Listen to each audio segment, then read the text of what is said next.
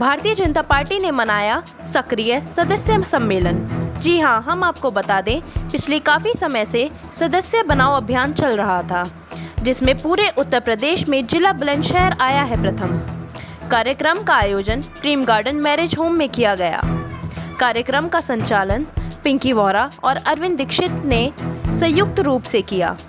कार्यक्रम में मंचासीन रहे ककोड़ व गुलावटी के चेयरमैन सुंदरपाल तेवतिया, हरेंद्र मास्टर जी, उषा बंसल, करमवीर गुज्जर, पुष्पेंद्र भाटी, त्रिवेश गुप्ता, दीपक दुल्हेरा, डॉक्टर प्रदीप दीक्षित, सुरेश शर्मा, अध्यक्ष लक्ष्मीराज सिंह, अतुल तेवतिया और जिला अध्यक्ष विकास चौहान रहे। कार्यक्रम में भाजपाइयों से खचाखच भरा रहा हॉल। कार्यक्रम के उपरांत भोजन की रही व्यवस्था।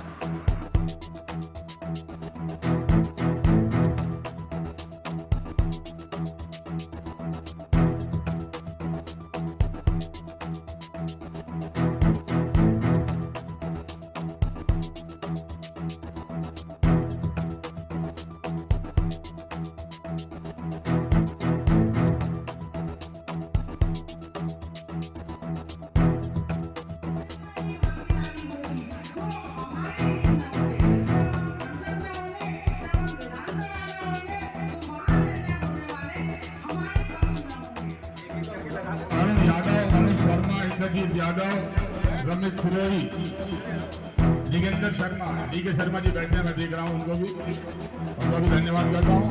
आवेश कुमार जी, आप सभी का आज के इस कार्यक्रम में बहुत बहुत अभिनंदन। नैनी मिश्र, अनिल यादव, अशोक यादव, रोहतास जी, देवा ठाकुर, देव कुमार, जयप्रकाश, हरीश प्रधान जी, रिंकू अदाना, शेर मोहम्मद, आप सभी का भी स्वागत। धन्यवाद।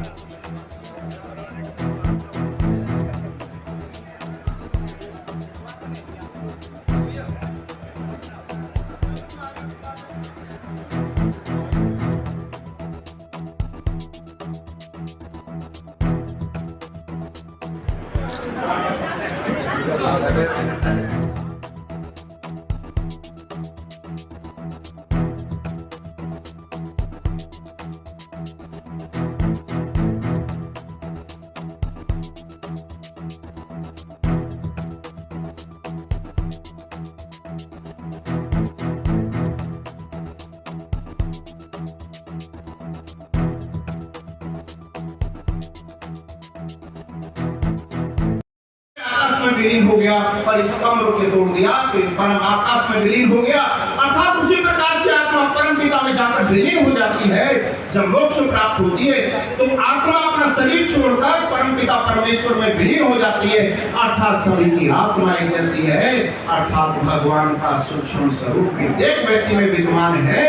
जब सब लोगों में एक ही जैसी आत्मा है तो फिर छोटा बड़ा अर्थात मेरी पार्टी समता, समानता, समरसता का भाव अन्य किसी पार्टी से ज्यादा रखती है। जाति, कुल, संप्रदाय और धर्म के आधार पर विभाजित नहीं करती, जबकि सारी पार्टियां जाति, कुल, वंश, परंपराओं के आधार पर हमारे समाज को विभाजित कर रही है।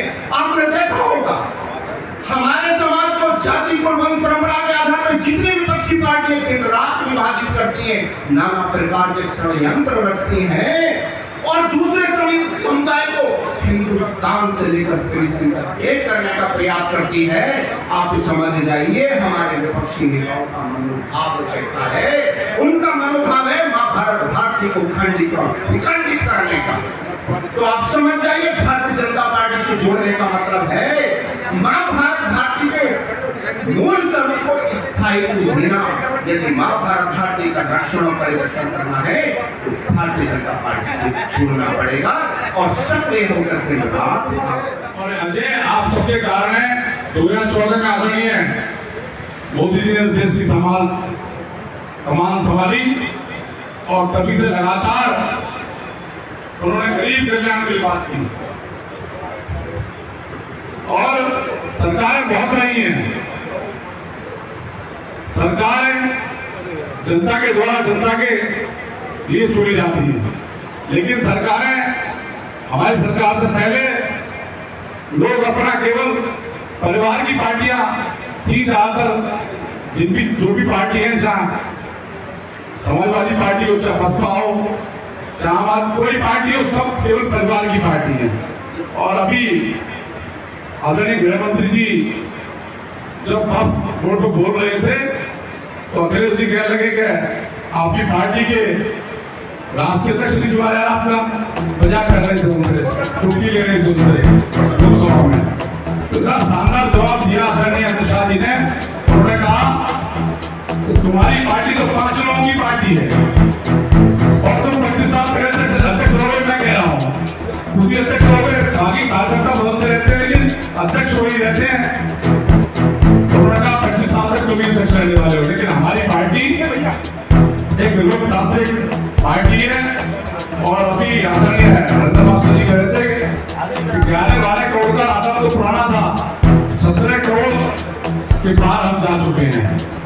विश्व की सबसे बड़ी पार्टी आज भारतीय जनता पार्टी है और लोकतांत्रिक प्रक्रिया में समय लगता है, तो इसीलिए समय लग रहा है। राष्ट्रीय चुनने में उन्होंने जवाब दिया, इसलिए ये करोड़ों कार्यकर्ताओं की पार्टी है कि चुनाव और संगठन की विस्तार की बातें करते हैं तो सबसे पहले हम सब के दिमाग में आता है कि वो समय कैसा रहा होगा जब अटल जी मजबूर हुए होंगे उसी संसद में इस्तीफा देने के लिए और भारतीय जनता पार्टी की सरकार भंग हुई हो।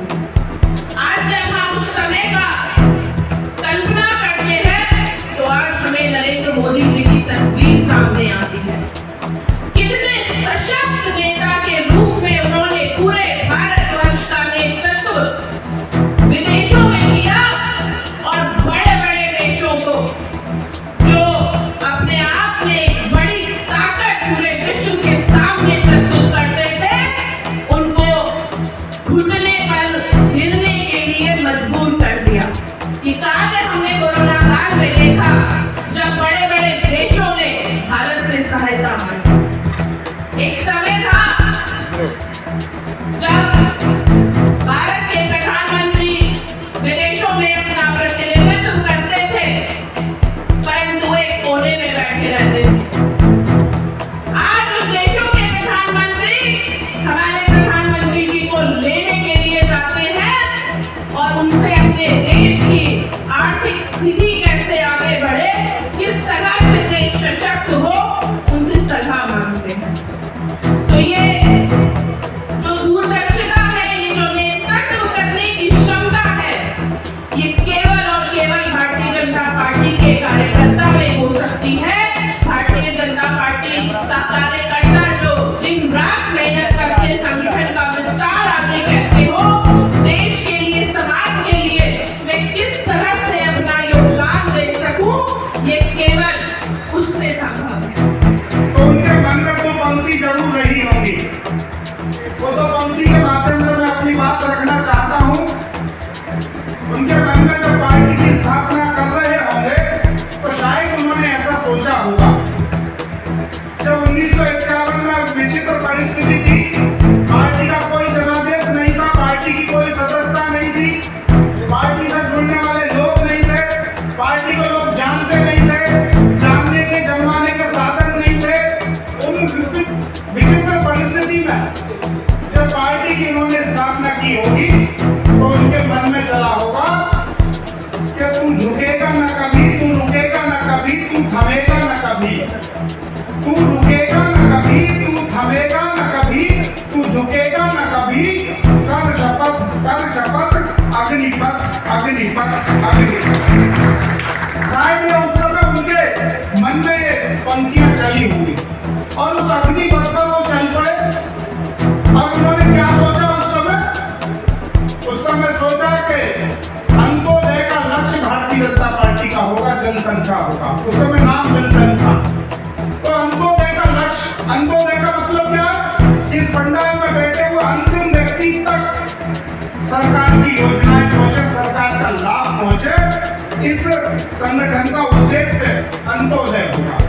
इस संगठन का उद्देश्य देश में लगा हुआ धारा 370 के नाम का कलंक हटाने का होगा। इसका उद्देश्य 500 साल से हिंदू समाज जिसके लिए लड़ रहा